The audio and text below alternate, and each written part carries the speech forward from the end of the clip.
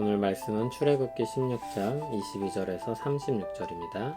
키워드는 두 배의 만나, 여정을 마치기까지 공유해야 할 역사입니다. 여섯째 날에는 각 사람이 갑절의 식물 곧 하나에 두 오멜씩 거둔지라. 회중의 모든 지도자가 와서 모세에게 알림해 모세가 그들에게 이르되 여호와께서 이같이 말씀하셨느니라. 내일은 휴일이니 여호와께 거룩한 안식일이라. 너희가 구울 것은 굽고 삶을 것은 삶고 그 나머지는 다 너희를 위하여 아침까지 간수하라. 그들이 모세의 명령대로 아침까지 간수하였으나 냄새도 나지 아니하고 벌레도 생기지 아니한지라. 모세가 이르되 오늘은 그것을 먹으라. 오늘은 여호와의 안식일인즉 오늘은 너희가 들에서 그것을 얻지 못하리라. 엿새 동안은 너희가 그것을 거두되 일곱째 날은 안식일인즉 그날에는 없으리라 하였으나 일곱째 날에 백성 중 어떤 사람들이 거두러 나갔다가 얻지 못하니라. 여호와께서 모세에게 이르시되 어느 때까지 너희가 내 계명과 내 율법을 지키지 아니하려느냐. 볼지어다 여호와가 너희에게 안식일을 주므로 여섯째 날에는 이틀 양식을 너희에게 주는 것이니 너희는 각기 처소에 있고 일곱째 날에는 아무도 그 처소에서 나오지 말지니라.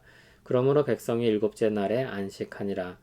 이스라엘 족속이 그 이름을 만나라 하였으며 가시 같고 희고 맛은 꿀 섞은 과자 같았더라. 모세가 이르되 여호와께서 이같이 명령하시기를 이것을 오멜에 채워서 너희의 대대 후손을 위하여 간수하라. 이는 내가 너희를 애굽 땅에서 인도하여 낼 때에 광야에서 너희에게 먹인 양식을 그들에게 보이기 위함이니라 하셨다 하고 또 모세가 아론에게 이르되 항아리를 가져다가 그 속에 만나 한 오멜을 담아 여호와 앞에 두어 너희 대대로 간수하라.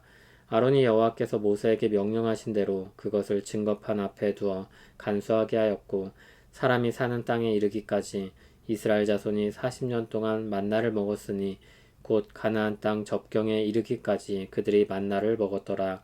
오멜은 10분의 1 에바이더라. 아멘.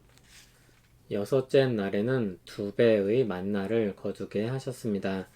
22절에 나오는 오멜은 부피 단위로 2.2리터 정도를 말합니다. 구약시대의 하루분의 양식이었습니다. 평일에는 한 오멜을, 여섯째 날에는 두 오멜을 거두게 하셨습니다. 회중의 지도자들이 와서 사람들이 두 오멜씩 거둔 것을 알렸습니다.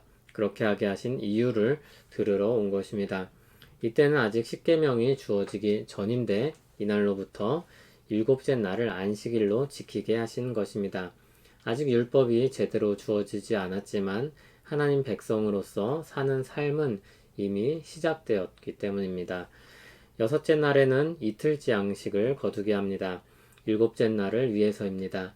일곱째 날은 23절에 휴일 또는 거룩한 안식일로 불립니다. 또 25절을 보면 여호와의 안식일입니다. 일곱째 날은 쉬는 날 또는 안식하는 날입니다.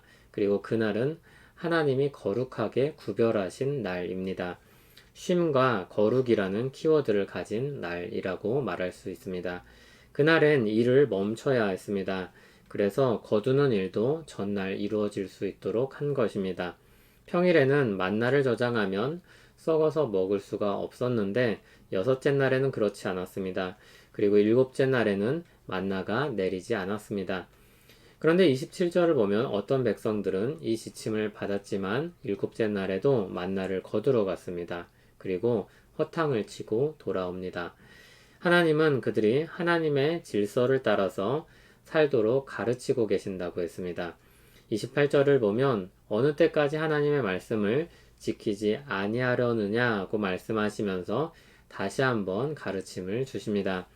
29절을 보면 안식일을 위해 여섯째 날에 이틀치 양식을 주는 것이며 일곱째 날에는 양식을 구하러 나오지 말라고 하셨습니다. 그리고 30절처럼 백성들은 말씀을 따라서 안식하는 날로 일곱째 날을 보내기 시작합니다.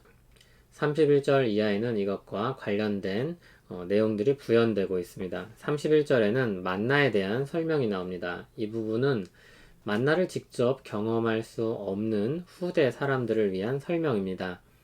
만나가 가시 같다 했는데 참고로 여기 갓이라는 말은 히브리어 발음을 그대로 옮긴 것입니다. 갓은 식물을 가리키는 말인데 영어로는 고수로 번역을 하기도 합니다. 32절 아래에는 만나 하루치를 항아리에 담아서 대대 후손을 위해 간수하라는 명령이 나옵니다.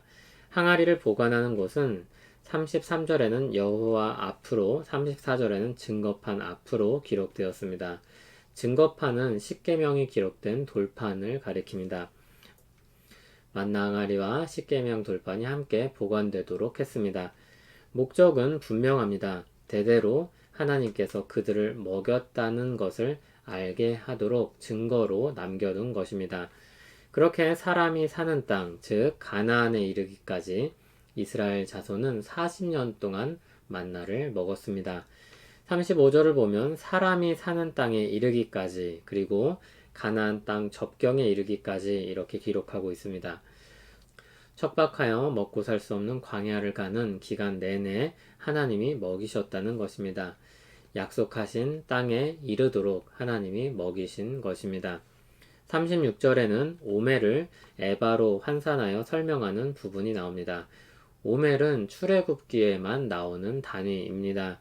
그래서 이것을 후대를 위해서 환산하여서 설명한 것입니다. 이 31절부터 36절의 내용 전부는 이후에 사람들에게 설명하기 위한 부연하는 부분입니다. 오늘 말씀을 통해 우리는 하나님께서 믿음의 여정을 마치기까지 먹이고 보살피신다는 것을 보게 됩니다. 하나님은 자기 백성들에게 안식하게 하십니다. 온전히 안식할 수 없는 이 땅에서 살아가면서도 쉬는 날을 정하셔서 멈추게 하십니다. 쉼을 주시는 날입니다. 또 이 날은 하나님께 대하여는 예배할 날을 구별하신 것이라 할 수 있습니다. 물론 아직 그런 형식이 자리 잡지 못했을 것이지만 이 말씀을 읽는 사람들에겐 이 여호와의 거룩한 날을 예배의 날로 읽어도 크게 문제가 없을 것입니다. 모든 일을 멈추고 구원하신 하나님을 기쁨으로 감사로 예배하는 날입니다. 또 한 가지 기억할 것은 하나님의 은혜로 인도하신 이 역사를 대대로 전하게 하셨다는 것입니다. 그렇게 모든 백성이 하나님을 알게 하셨고 그 안에서 쉼을 얻게 하셨고 또 다 함께 예배하게 하셨습니다. 우리는 하나님이 구원하시고 인도하신 이 역사를 공유해야 된다는 것을 배웁니다. 이를 위해 우리는 먼저 우리를 구원하신 하나님의 역사를 기억해야 합니다. 예수 그리스도를 통해 우리를 구원하신 그 일들에 대해서, 그리고 그 일들을 위해서 품으신 뜻과 하나님의 마음에 대해서 우리는 배워야 합니다. 그리고 우리가 먼저 구원받은 자로 살아야 합니다. 그 삶의 모양 중에 하나는 예배하는 날을 지키는 것입니다. 우리가 하나님을 기억하고 예배하지 않으면서 어떻게 누군가에게 그것을 말하고 전할 수 있겠습니까? 마지막으로 그것을 다양한 방식으로 전해야 합니다. 직접적으로 이 내용들을 전달할 수 있을 것입니다. 간접적으로 그 은혜를 받은 자로 살고 사람들을 대하는 모습을 통해 나타낼 수 있을 것입니다. 그리스도의 향기를 풍기는 것입니다. 사랑하고 품어주는 것입니다. 하나님께서 이스라엘 백성들을 애굽에서 꺼내시고 가나안 땅에 이르기까지 인도하시고 먹이셨습니다. 우리를 그리스도 안에서 모든 죄로부터 건지신 은혜의 역사가 믿음의 여정을 마칠 때까지 보호와 인도로 함께하여 주실 줄 믿습니다. 그 안에서 주께서 베푸신 구원을, 그리고 우리를 인도하시는 일들을 전하며 사는 우리 되기를 소원합니다. 하나님 아버지, 우리를 예수 그리스도 안에서 구원하여 주시고 그렇게 시작한 믿음의 여정을 끝까지 붙들어 보호하시고 인도하시는 줄 믿습니다. 그 은혜의 역사를 주시는 하나님 감사합니다. 우리가 그 은혜를 전하고 나누는 사람 되게 하옵소서. 예배의 날이 가진 의미를 새기며 예배하게 하옵소서. 예수님 이름으로 기도합니다. 아멘.